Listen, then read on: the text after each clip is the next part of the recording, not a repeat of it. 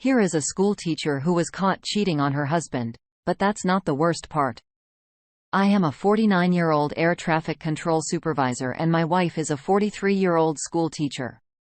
I met Kelly after being introduced to her by mutual friends over the next 2 years. Kelly and I got close and I asked her to marry me and she said yes. Then about a year later, my oldest daughter was born. She was followed by a son and a daughter. I was always careful to have date nights with Kelly. Neither of us let ourselves go. I never forgot the important things and always put Kelly and my kids first. My in-laws lived about a mile away and they babysat for us. Most of the time, the first hint something was wrong came when my mother-in-law called me at work and said, Kelly had not picked up the kids. I was going to go get them when my mother-in-law suggested they just stay there that night. When I got home, the house was dark. Kelly was not there. I called and spoke to the police and they said for 24 hours, they couldn't do anything. I got a shower, ordered some dinner and went to bed. I did not sleep well. So I was awake when I heard Kelly's car stop in the driveway. I walked downstairs about the same time she walked through the door. Kelly did not see me standing there in the dark and I could tell she was drunk. So I flipped on the lights to the dining room and she was startled. I just walked back to bed the next morning. I left at my normal time through the summer of 7 a.m. to go back to work. I also drove by my in-laws. I told my father-in-law that Kelly went out drinking last night and asked if he could go over there to make sure she was okay the entire day. I never once heard anything out of Kelly or for that matter, her folks.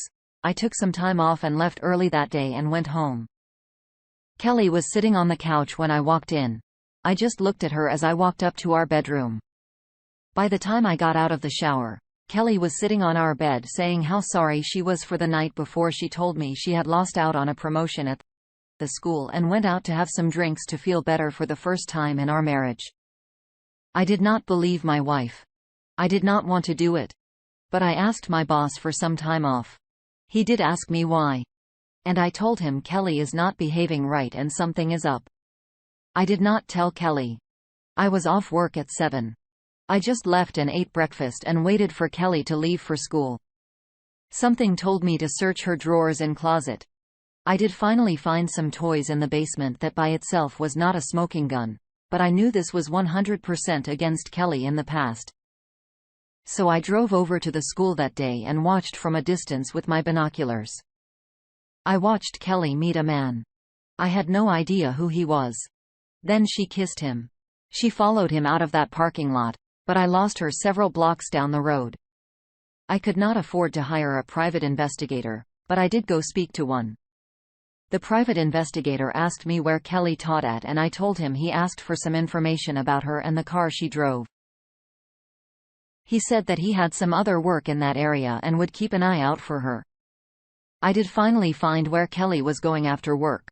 The private investigator called me about a week later and told me he followed them to that house and had some photos of them kissing before entering the house. I drove there that evening and even noticed the same car as before in the driveway. So I knew this was the house. I spoke to a good friend who is a religious man. He said adultery is a bad thing, but is something that can be overcome with prayer. He implored me to forgive Kelly for the sake of the family and do everything I could to get Kelly to stop this on the way home. I started crying and pulled off the road. I was still sitting there crying when a state trooper knocked on my window asking me if I was okay. I looked at him and said I was doing okay. I guess for a man that just discovered his wife was cheating, leading to his credit, that trooper said he understood my pain and walked away after telling me I did have to get going over the next several weeks. I cried for my marriage and for my kids sometime during those weeks. I stopped caring about what Kelly did, and I moved out here is where the nature of my job caught up to me. My supervisor asked me a direct question about my mental state. I told him about what Kelly was doing and he was forced to yank me from working as an active controller. I stayed on working but was working away from the control room. The FAA is good to provide therapists for us. So I spent several sessions with a great therapist who discovered her husband was cheating on her years before. This therapist was also an MD. And she asked me, how well was I sleeping? I said off and on. She prescribed me a light sedative that I took for almost a month. Once she cleared me to return, I was put back to work. I still did not tell Kelly I knew anything when she confronted me at my job. I asked her for a divorce. Kelly is not stupid. Her eyes got moist and she asked me, "How long did I know?" I said, "Going forward, let's not communicate and anything about the kids. Let's just do it through your folks." Kelly said, "I am not giving you a divorce. If you want one, you will have to file." Never once during that conversation did Kelly say, "I am sorry." So I hired an attorney and she told me I did not have enough to get a divorce using adultery in Virginia. So I got some help from my parents and hired the man. She suggested within days we had everything we needed. Sadly, my journey was about to get much darker. The next time I had my kids was with my father. He told me that he never was comfortable with those 3 beautiful kids being his grandchildren. None of my kids' eye color match mine or Kelly's. Then I really started to study the kids' faces. So I asked my attorney what was the best way to get DNA paternity testing done. She gave me the address of a place and I took my kids and we went. It was a while later when my attorney called me since Kelly got home before I did. I had the results sent to my attorney. She asked me to come in. So I did. Not even one of those kids was mine still. I followed my attorney's advice and never confronted Kelly. Fast forward to the divorce hearing. I will admit Kelly's attorney was good, but mine was better.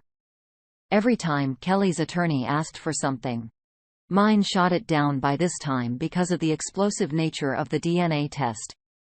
My attorney had another test done by a larger nationally recognized company. It came back. The kids were not mine, and it was several days before the hearing when my attorney informed Kelly's attorney of those results. Kelly looked at me in that courtroom with what I can only describe as the same face of prisoner is about to be executed. "Look, I got my divorce on the grounds of adultery. I am not a monster. But while I still love those kids, they have the right to know who their real father is. My now ex-in-laws begged me to not do this.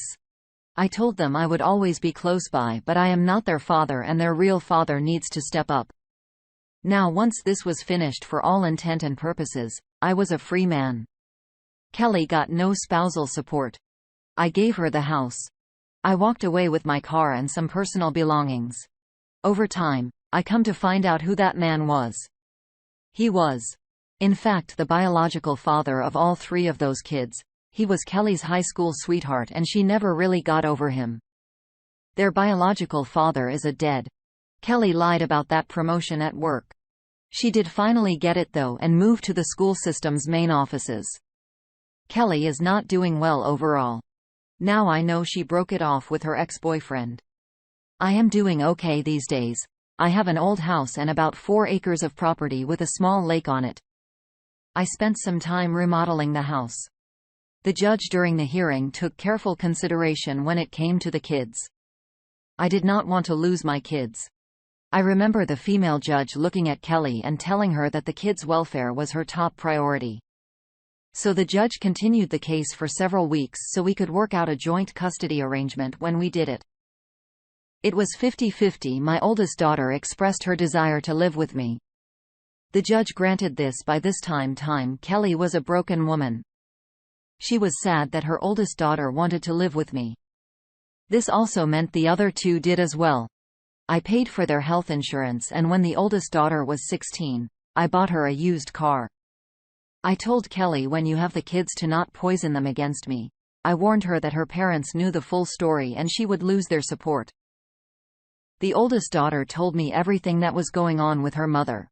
The trail of men in and out, a hole in the doctor one man put there in a drunken fit of rage. Kelly had several trips to the because of this. About 3 years after our divorce, I contacted my attorney and she spoke with my oldest daughter alone.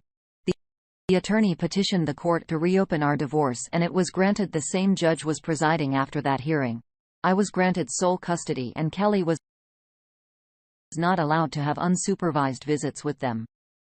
Her parents are good people and I trust them. So during this time, they supervise Kelly. Today as I write this story, it has been almost 13 years since Kelly and I were divorced. My oldest daughter is attending Duke University and will enter medical school in the fall.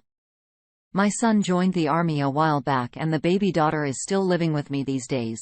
There are no more restrictions with Kelly visiting the kids, but honestly, while they don't hate her, all three have expressed to me they rather the visit stay short. One last piece of business was that deadbeat father. I confronted him on his job several years after the divorce.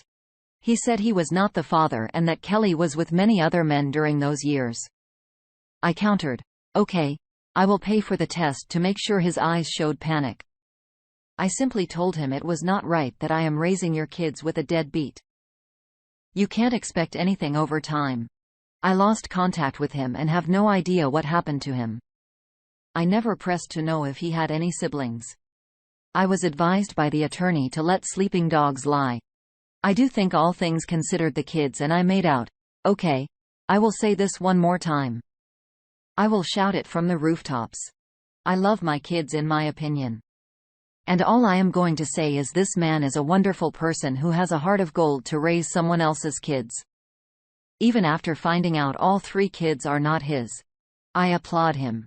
A lot of men would bail the first chance they get and wouldn't continue to take on this responsibility after finding out they didn't follow those kids. I am not an attorney, but in some cases, this could be borderline paternity fraud, depending on the circumstances.